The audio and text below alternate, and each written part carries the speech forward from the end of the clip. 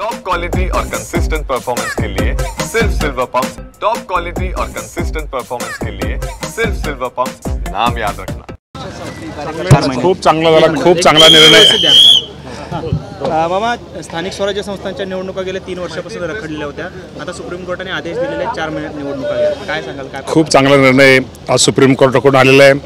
त्यामुळे खूप दिवस जो ग्रामीण भागातला कार्यकर्ता आहे तो प्रतीक्षा करत होता आणि खूप त्यांनी प्रत्येकाने स्वतःच्या मतदारसंघात, नगरपालिकेच्या क्षेत्रात, महानगरपालिकेच्या क्षेत्रात, झडपीच्या पंचायत क्षेत्रात खूप मेहनत केलेली आहे। निश्चित त्याला त्या निमित्तानं आता जनतेसमोर जाता येईल आणि ही प्रतिज्ञा अधिक ग्रामीण भागामध्ये, शहरी भागामध्ये एक विकासाला एक चांगल्या प्रकारची अजूनही चालना जास्त मिळेल। मामा, खरं तर राज्यात तुमचं सरकार जोरदार आलं, आता स्थानिक स्वराज्य संस्थांच्या निवडणुकांमध्ये कसं पाहता?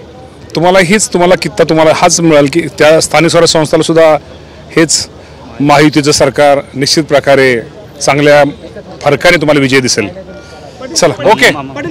प्रश्न असतात ते सोडवण्याकरता जनतेला जी गरज जिल्हा परिषद सदस्य, पंचायत समिती किंवा नगरपालिकेच्या नगरसेवकांची लागते, त्याच्यामुळे छोटे मोठे प्रश्न सुटत असतात।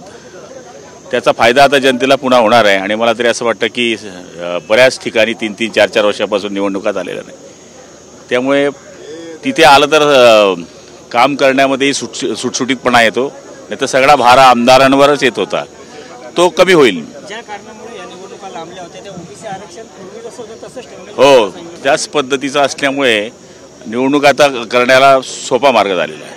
निधी वाटपावरून बराच हे होता, राग होता, तो आज काही मंत्रिमंडळात संजय हे बघा, आज जी मीटिंग होती ती एक महत्त्वाच्या ठिकाणी मीटिंग होती।